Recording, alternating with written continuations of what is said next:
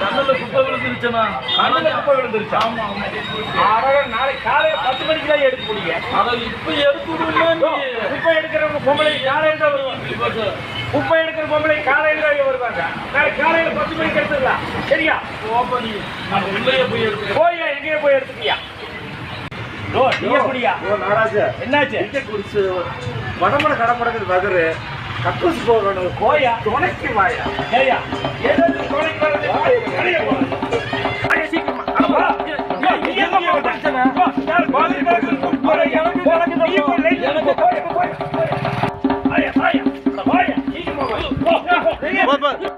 இங்க எங்க வந்தா? போய் லைன்ல நில்லுங்க. போய் போ. யோ ஆதி 7 மணி லைன் முதல்ல.